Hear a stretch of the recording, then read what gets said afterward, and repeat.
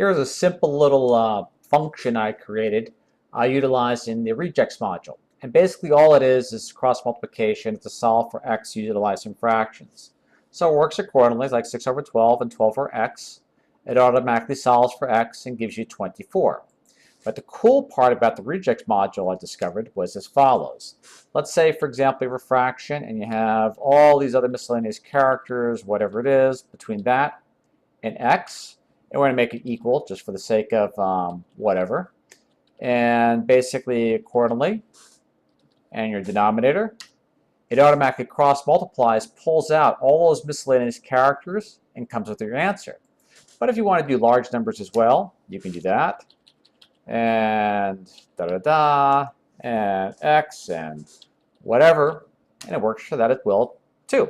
Hope you guys enjoy. Ralph signing off, and I'll catch you guys in a bit. Bye.